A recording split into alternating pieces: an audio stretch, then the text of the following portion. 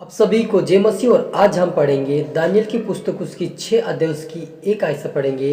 दारा राजा को यह अच्छा लगा कि अपने राज्य के ऊपर 120 ऐसा अधिपति ठहराए जो पूरे राज्य में अधिकार रखे, और उनके ऊपर उसने 3 अध्यक्ष जिसमें दानियल एक था, इसलिए ठहराए कि वे उन अधिपतियों से लेखा लिया करे और इस रीति से राजा की कुछ हानि न होने पाए। जब देखा गया कि दानियल में उत्तम आत्मा रहती तब उसको उन अध्यक्षों और अधिपतियों से अधिक प्रतिष्ठा मिली, और राजा यह भी सोचता था कि उसको सारे राज्य के ऊपर ठहराए। तब अध्यक्षों और अधिपतियों के राजकार्य के विषय में दानियल के विरुद्ध दोष ढूंढने लगे, परंतु वह विश्वास योग्य था और उसके काम में कोई भूल या दोष ना निकला, और वे ऐसा कोई अपराध या दोष ना पा सके। तब वे लोग कहने लगे, हम उसके दानियल के परमेश्वर की व्यवस्था को छोड़ और किसी विषय में उसके विरुद्ध कोई दोष ना पा सकेंगे। हालेलुया। हम छोटी दुआ करें। धन्यवाद प्रभु यीशु पवित्र आत्मा पिता परमेश्वर, आज के वचन के द्वारा पिता हम हर एक से बातें कर। आज के वचन हम हर एक के लिए 100 गुना फला करे पिता। आज के वचन हमें हिम्मत या ताकत बल दे और हमें छुटकारा और ब्लेसिंग दे खुदाबंद। और पिता परमेश्वर आप मेरे मुख से होकर बोले मेरे पिता हर एक के जीवन से पिता बातें कर प्रभु जी। आप बड़े हम घटे सब पुत्र आत्मा सौंपते प्रार्थना यीशु के मीठे मधुर नाम से मांगते हैं, आमीन। तो मेरे अजीजों, यहाँ पर दारा राजा के समय में उन्होंने जो 120 ऐसा अधिपति तो उनके ऊपर एक अध्यक्ष ठहराया था, उनमें से एक दानियल था। तो दानियल के अंदर परमेश्वर की आत्मा रहती थी और परमेश्वर उसके साथ साथ था, इसलिए वो हर काम में सफल होता था और उसको अधिक प्रतिष्ठा मिली थी। इसलिए जो उसके जो अध्यक्ष उनकी जो साथ वाले थे, उन्होंने सोचा कि इसको हम किस तरह से राजा के सामने दोषी ठहराए, और उसके अंदर कुछ भूल या उनकी गलतियों को ढूंढने लगे। तो दानियल के जीवन में कोई भी गलती ऐसी नहीं पाई गई कि राजा के सामने वो दोषी ठहराया जाए, लेकिन वो राजा के सामने भी अच्छा काम करता और परमेश्वर के सामने भी वो निर्दोष था। तब उन्होंने कहा कि हम दानियल के परमेश्वर को छोड़कर और कोई दूसरा दोष हम नहीं लगा सकते। और उन्होंने क्या किया, उन्होंने जितने भी अधिपति अधिकारियों, जितने भी अध्यक्ष हाकिमों अधिपतियों न्यायियों गवर्नरों सब आपस में सम्मति करके उन्होंने आपस में एक बातें निकाल गुना आज्ञा दी कि ऐसी कड़ी आज्ञा निकाले कि 30 दिन तक जो कोई हे राजा तुझे छोड़ कोई किसी और मनुष्य या देवता की विनती करे वह सियों की मान में डाल दिया जाए। उन्होंने ऐसा नियम बनाया कि 30 दिन तक राजा की उपासना करे, दारा राजा की। और उन्होंने इस प्रकार से उन्होंने आपस में बातें सम्मति करके राजा के पास गए और राजा से कहा कि हे राजा तू चिरंजीवित रहे। राजा ने कहा कि क्या आज्ञा बोलो। उन्होंने कहा कि हम चाहते कि 30 दिन तक हर कोई तेरे सामने झुकने पाए और हर कोई तेरे सामने विनती करे और तुझे दंडवत कर अपना 30 दिन तक तेरी महिमा करे, और हम चाहते कि तेरी महिमा हो।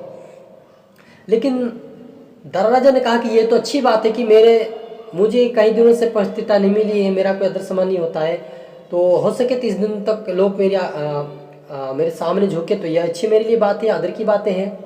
और उन्होंने उस बात को मानकर जो उन्होंने हस्ताक्षर बनाए, जो पम्पलेट उन्होंने बनाए थे, जो कानून नियम बनाए थे, वो राजा को दिखाया। उन्होंने उस हस्ताक्षर पर राजा ने साइन करके कहा, उन्होंने कहा कि राजा ने उत्तर दिया कि हाँ, मांदियों और फारसियों की अटल व्यवस्था के अनुसार यह बात स्थिर है। और इस प्रकार से उन्होंने कहा कि ये बातें स्थिर रहेगी और कोई भी इसे नहीं तोड़ सकता। जब ये बातें दानियल को पता चला, दानियल ने क्या किया कि अपने परमेश्वर के सम्मुख फिर से गया और उसको धन्यवाद दिया कि हे यहोवा आपका धन्यवाद कि हमें इस परिस्थितियों से बचाइए। और उन्होंने क्या किया कि जिस दिन राजा का धन्यवाद करना था, राजा की उपासना करना था, उस दिन वो दानियल उसके यहाँ नहीं गया और अपने परमेश्वर के सामने सम्मुख बना रहा। और इस बात को उन्होंने देखा, और जो अधिपतियों गवर्नर हकीमों जो लोग थे, उन्होंने दानियल के विषय में देखने गए कि कहाँ पर है वो। और उन्होंने उसे देखा कि वो परमेश्वर की महिमा कर रहा। और राजा से कहा कि हे राजा, कि जिस दानियल को तूने अपने अध्यक्ष बनाया है वे तेरी आज्ञा को भी नहीं माना, तेरी ऊपर ध्यान नहीं देती, तेरी व्यवस्था के ऊपर भी ध्यान नहीं दिया, और वे परमेश्वर की उपासना करता है। राजा ने कहा कि उसे मेरे पास लाओ, और उसके पास ले जाया गया।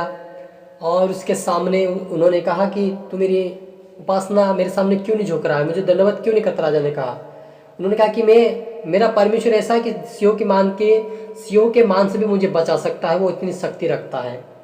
तो दानियल ने कहा तुझे एक मौका दिया जाता, अगर तू नहीं झुकता है तो तुझे सियों की मान में डाल दिया जाएगा। लेकिन वो कहा कि मैं नहीं झुकूंगा, मैं नहीं झुक सकता, क्योंकि मेरा परमेश्वर इससे भी मुझे बचा सकता है। तो मेरे अजीजों, यदि आप विश्वास करते हैं, चाहे आपके जीवन में कोई परिस्थिति क्यों ना हो, चाहे कोई सी भी दुख दर्द तकलीफ क्यों ना हो, चाहे आप जेल के सलाखों के पीछे क्यों ना हो, लेकिन आज का वचन आपके जीवन में 100 गुना फल कराएगा, आपको छुटकारा जरूर मिलेगा। अविश्वास रखें कि परमेश्वर आपके जीवन में कार्य करेगा। जब दानियल को सिंहों की मांद में डाल दिया गया तो परमेश्वर ने अपने दूतों को भेजकर उनके सिंहों के जबड़ों को बंद कर दिया मेरे जीजो, तो आपको भी बचाएगा। जब हम नए नियम में देखते हैं वहां पर भी पतरस को जेल में डाल दिया गया, लेकिन परमेश्वर का दूत गया। जब वो उसके लिए कलीसिया मिलकर जब प्रार्थना लगा कर रही थी तो दूत जाकर उसको छुड़ा कर लाया। हालेलुया। तो मेरे अजीजों, हमारा परमेश्वर ऐसा नहीं जो कि भूल जाए या किसी को नाराज अंदाज कर दे, ऐसा परमेश्वर नहीं है। लेकिन हमारा परमेश्वर ध्यान देकर हमारे ओर देखता है। लेकिन जो कोई ईमानदारी के साथ चलता है, परमेश्वर वफादार आज्ञाकारी बनकर चलता है, उसे छुड़ाता है। यूसुफ को भी जेल से छुड़ाकर वो एक प्रधानमंत्री बनाया, तो आपको भी आज हर एक परिस्थितियों से छुड़ाकर आपको आज़ाद करेगा। हम प्रार्थना करें। ओ रूहान रबा सीखे रे बेबे रूहान रब, मेरे पिता परमेश्वर, जितने देखने वाले सुनने वाले मैं प्रार्थना करता हूँ आज के बाद इनके जीवन में 100 गुना फल है पिता। और आज मैं प्रार्थना करता हूँ हर एक के लिए, इनके जीवन में जो भी पिता परिस्थितियाँ क्यों ना आज बदलने पाए, इनके लिए हर रास्ते खोलने पाए। यीशु के नाम में जेल से बाहर आए, बीमारी से बाहर आए, बंधनों से बाहर आए, और बुढ़ों के शरापों से बाहर आए, पाप के शरापों से बाहर आए, पाप के बंधनों से बाहर आए, शैतान के जालों से बाहर आए। यीशु के नाम से हर व्यक्ति आजाद होने पाए। On the name of Jesus, on the name of Jesus. पवित्र आत्मा हील और टच और प्लस करे खुदावन। हर एक प्रकार की बीमारी महामारी से उनको आजाद की घोषणा करते हैं। यीशु के नाम से आजाद होते स्वर्ग राज्य के लिए बने। इनके मुंह को खोल दिए। प्रार्थना योद्धा के राजदूत के राज्य के लिए बने खुदावन। और सब पवित्र आत्मा सोपते खुदा अपने तेरे हाथ में सौंपते हुए ये प्रार्थना दुआ यीशु तेरे मीठे मधुर नाम से मांगते हैं, आमीन।